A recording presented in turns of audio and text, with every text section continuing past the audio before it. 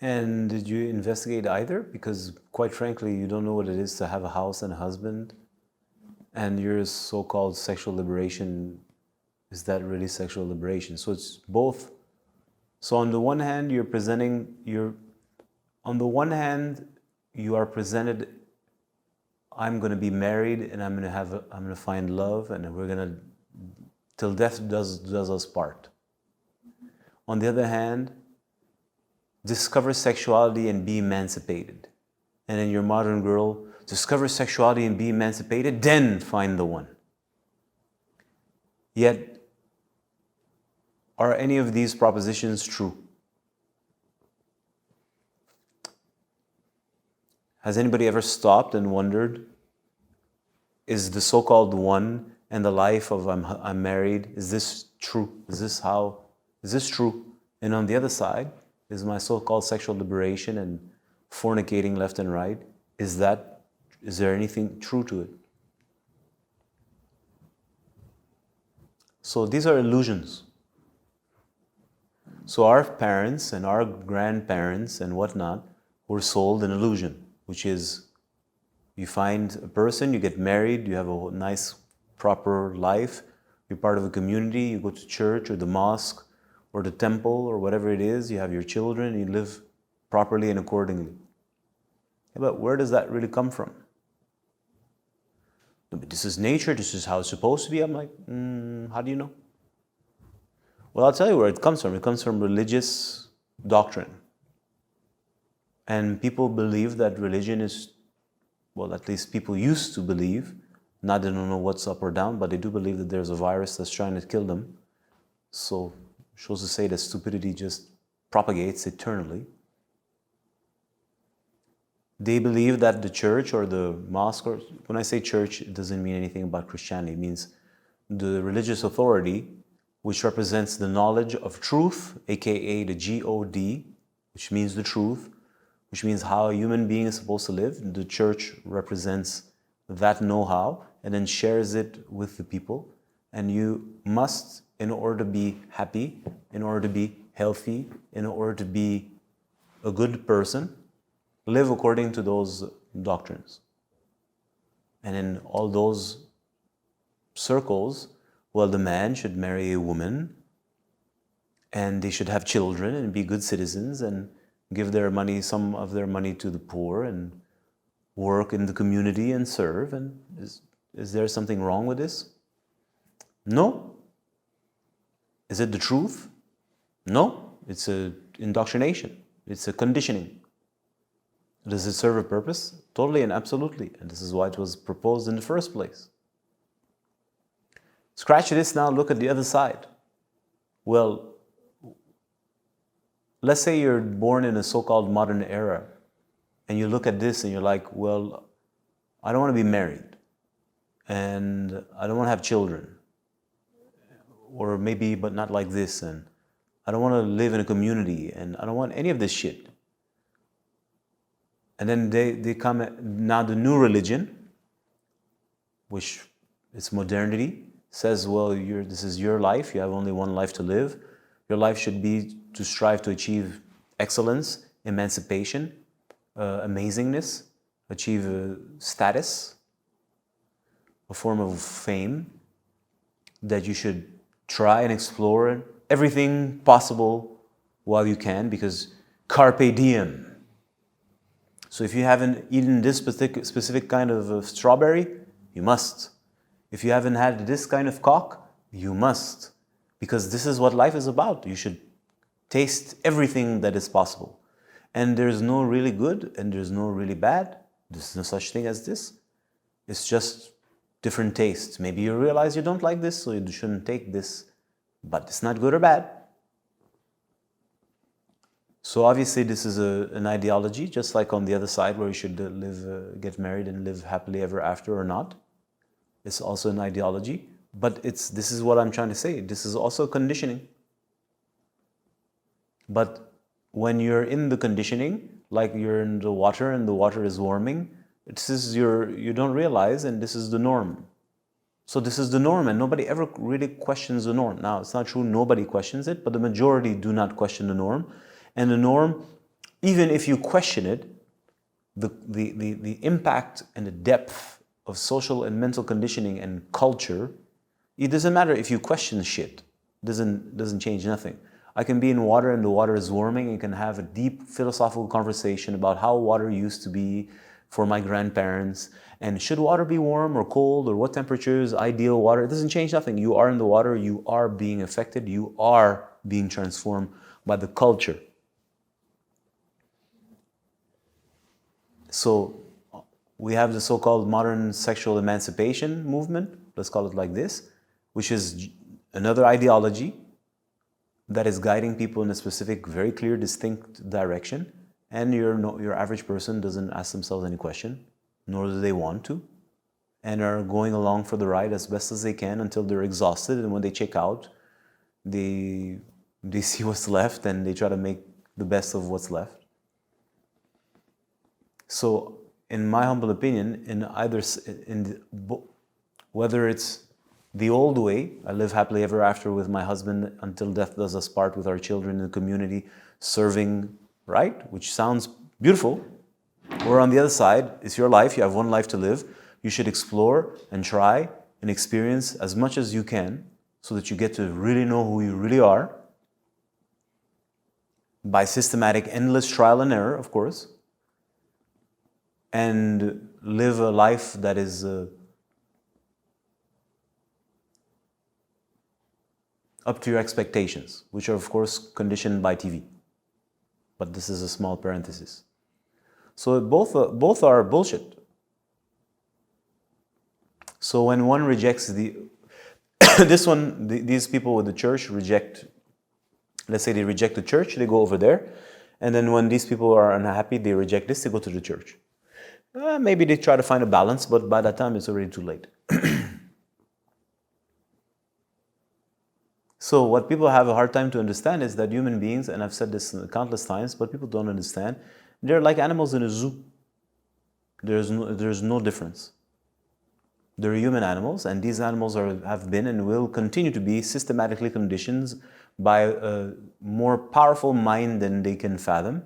That mind operates through governing principles. And when we want to bring the zoo, the sheep, that way, we give them certain dogmas, beliefs, that conditions and affects their mind, which then triggers their sexuality or moves their sexuality in a particular kind of way and makes the sheep go that way. When they're sick of that direction for whatever reason, because now we should go this way, they change the mind pattern. This is not done in 5 minutes. It takes generation, maybe, right? So till the 1950s, 60s, it's a one way, then let's start to destroy this. Comes in the so-called sexual revolution, the so-called hippies, their drugs, all this nonsense, the new age bullshit, feminism, right? But what's that doing? We're destroying the old way of thinking and bringing in the new way of thinking, which is now shifting the direction. It takes a couple 10, 20, 30, 40, 50 years so that, right? So let's say 1960, so this is 2020, something like this, right? So we're talking about what? 60 years. Now it's full power. So if you stop and you zoom out and you see what's the outcome, then you understand what was the mind's objective. The mind, it means the controlling hand's purpose. The objective was to create a greater rift between the man and the woman. The objective was to make sure that if there are children, the children are not being raised at home under certain kind of values. It's not to say that the previous values were better, but in a way, but no, they're still conditioned. It's the church. Who says the church is saying any truth? In a way, there's a wholesomeness to it, but what they're proposing is not absurd either, if you really consider it. Is it the truth? No, but, right? So make sure the children are not grown at home and they're raised by the state, under control of the state, that most men and women can not tolerate each other anymore and rather stay home, technologically self-sufficient. That means your machines at home meet your needs. You want company? Computer. You want entertainment? Computer. You want education? Computer. You want sex? Computer. So you don't need people anymore. So you stay at home. So which means what? Well, you consume more on one hand, And on the other hand, you will not reproduce, so there will be less children, so it reduces the population. You see, with simple observation, you can determine, this is not a conspiracy, you see the outcome. Your average person, unfortunately, actually thinks that the so-called evolution of human culture or humanity, it's random. It's not random. It's not because now women arrived at a place of emancipation and now they decided to rebel. Sure, there's certain pressures, but these pressures are guided by more intelligent forces that push that pressure in a specific direction, which was called feminism. And this is all strategic because you can see it from the outcome. So if you've grown up, you're a millennial, so I think that millennial, right? So you've grown, you don't know what's before. But you see your mom, you see, I don't want to be like her. She's like an old computer. It's archaic, it says stupid things, Jesus this, Buddha this. It's nonsense. You don't want nothing to do with that. You don't buy into it. You see that she's miserable, she lives very small, it's conservative, so to speak. And then what do you see on TV? Let's never forget TV. TV is showing you what? The power of a woman is, well, be bold, be assertive, be naked all the time. You're beautiful, expose your beauty. Why should you have any humility? Why should you have to be catering to other people's feelings? Why should you be affected by man's horrible stares or man's instinctual sexual drives? No, none of that should be. You should be free. You want to be walking with a short skirt that is so short, it's like you're not wearing anything? You go ahead. Your tits, you want to bring them out and show them to the whole world? Yes, show your beauty because you're beautiful, because you're amazing. There are no consequences to doing such a thing because these creatures who are responding are animals. They're misbehaved creatures that must and should be punished, right? And that's what you see, and that's what you receive. And you say, well, if I don't do this, I don't exist. It's not that a little teenage girl who's, let's say, 12, 13, barely in puberty, necessarily wants to do this. Depends how quickly she was exposed to television and nonsense, but it's not a human's natural instinct to do this. It's that's what's the norm. And then what do you see? So you're minding your business and you see the girl who's using, so you're a girl, you see the girl over there, and she's flirting with a guy using her sexuality and her touch and her body and to get the attention, and now she gets that guy's attention and that guy's attention and that guy's attention. So next thing you know, she has the attention of most of the guys, including the teacher, and you're just invisible. What should you do? So you are, well, because there's somebody stealing. Because she's using the strategies proposed to her by culture, and these strategies are designed to steal and suck people's attention. So she's using this to create a vacuum and suck everybody's attention, which means that there's not enough to go around, so that at least there's a form of connection that's, a reciprocity between people bouncing off. No, she sucks all the attention. Right? Once upon a time, I used to go out, we had a bunch of guys, we'd go out, and we had a guy, some fucking Armenian dude, and he was a particular case, and he just make it a case to suck all the girls' attention. I'm like, dude, what the fuck are you doing? Like, these girls are not all interested in you, but you're making sure that all the attention is on you, which makes the whole scene very unpleasant. So, not that I care. I'm going to go about my business and go elsewhere, because there's nothing, you've saturated the space with your presence, and you're making it boring for everybody, especially the girls. Right? So, it's not that I care, he's getting all the attention, he's cool. I'm like, no, you're sucking the energy. So the space is boring. There's nothing going on. There's no possibilities. You've removed possibilities of connections, interactions, conversations. You monopolize the space. So you have a girl who's learning to do that. So classroom or friendships are like now out of balance. So you're like, well, I got to do something. I got to protect myself because I don't exist. Is it not so?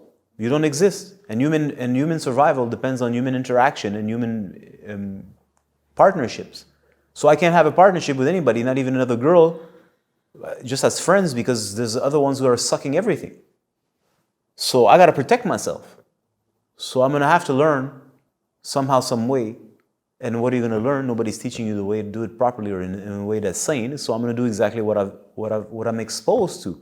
So next day you're going to take your shirt, you're going to put the shirt a little lower, you're going to pump up your titties a little more, you're going to start to emulate the very things you've seen on television. certain mannerisms, touches, but it's not. So let's say I'm watching a video of some kind of slutty woman in music video, right? She's trying to portray somebody who's hypersexual, forget hyper, sexualized, aroused. But it's an act. It's from the outside. There's not necessarily an actual link. Her sexuality is not necessarily on, but something is activated, and it's not necessarily the sexuality, right? So you're seeing her behave this way, thinking that that's sexuality and that's freedom and that's power as a woman. So let me copy that. So now you copy that behavior.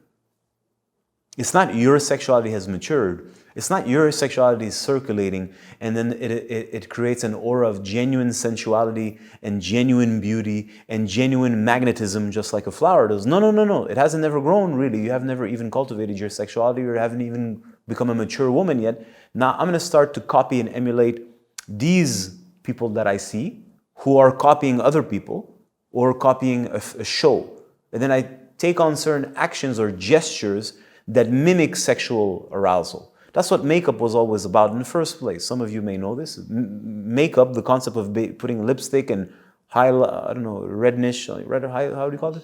Blush, all this shit is to mimic the flush. When you get sexually aroused, there's blood that goes to your head, so it mimics that. So it's part of the masquerade of the woman, her seduction techniques.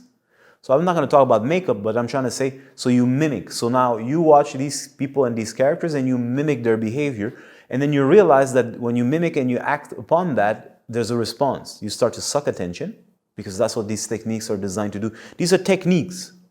When an actor learns and studies acting, a performing actor or in a cinema, he learns specific techniques to create an impact on the audience, just like I'm doing immediately now.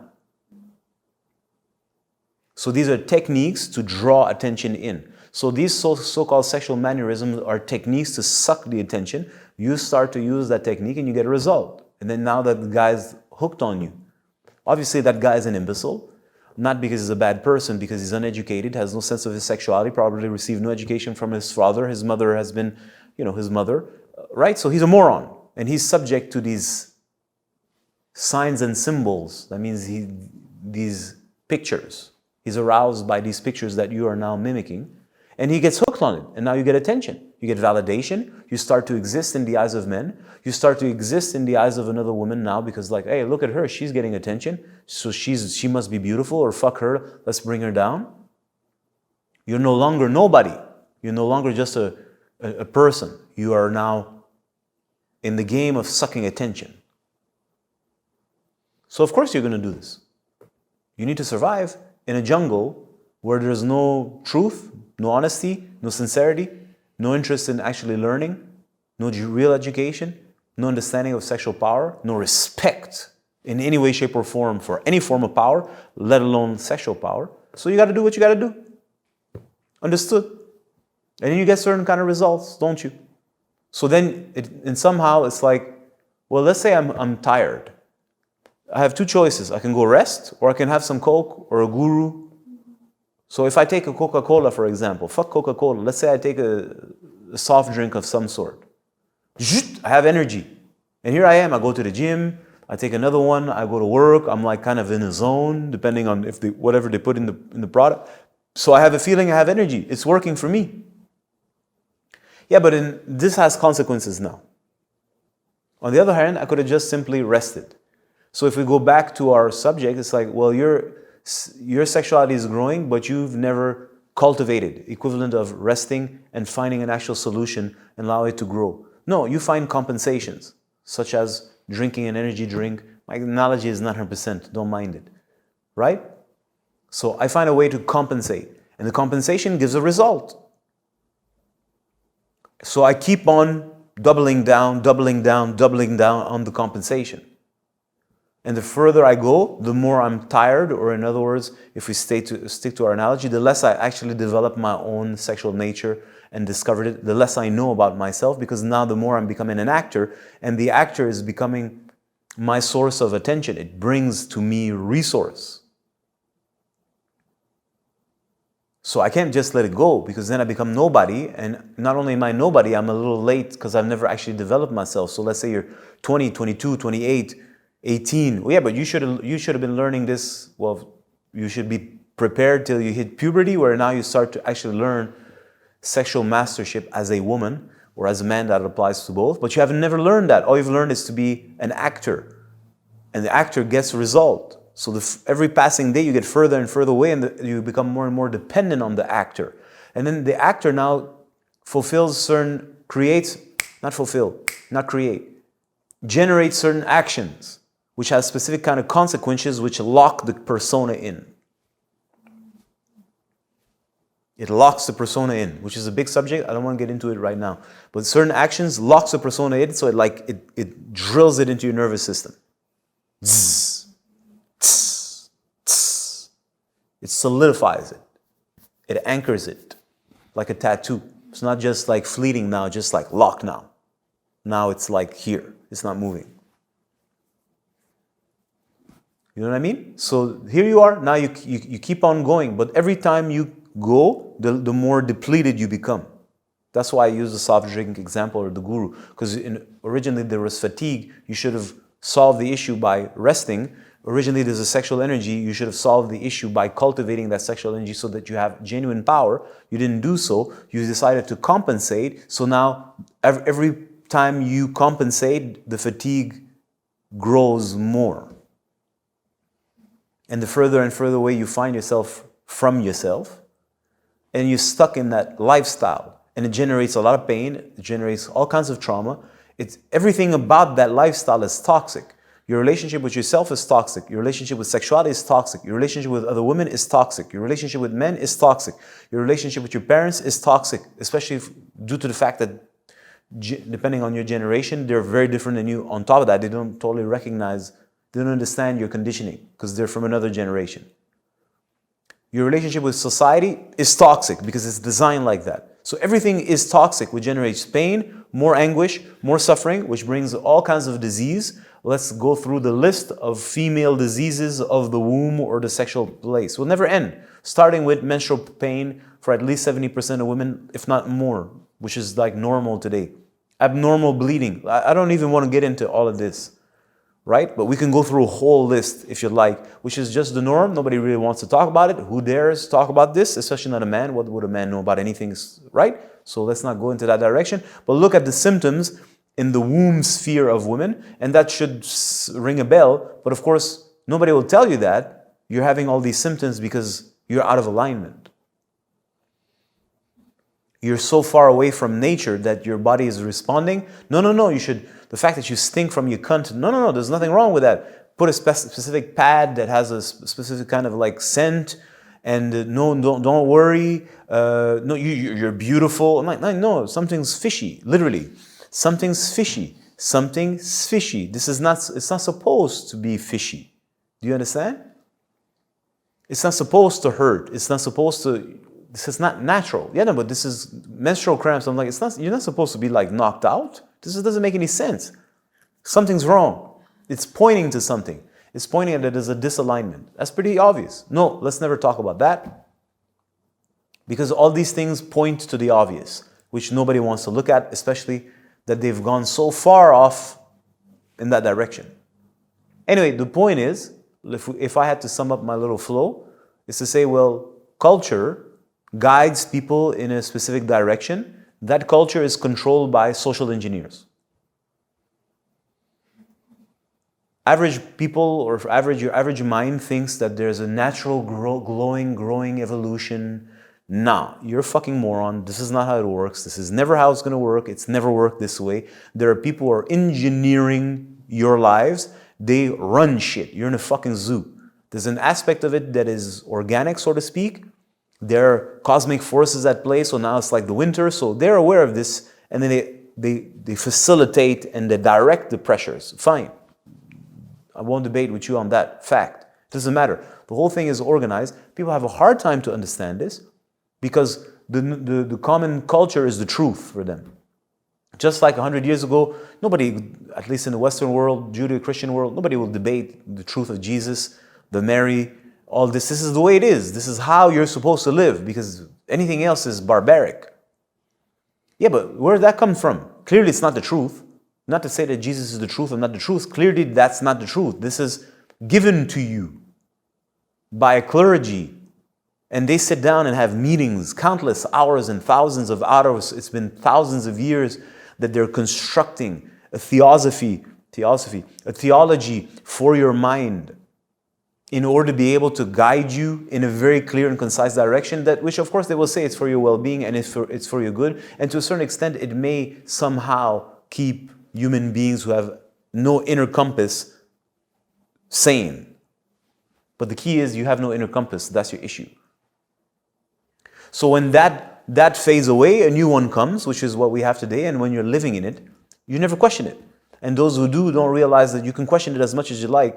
You're made of it. Everywhere you go, it's there. You're bathing in that ethos. It's affecting you more than you can possibly imagine or realize. And you're now being transformed into a new species.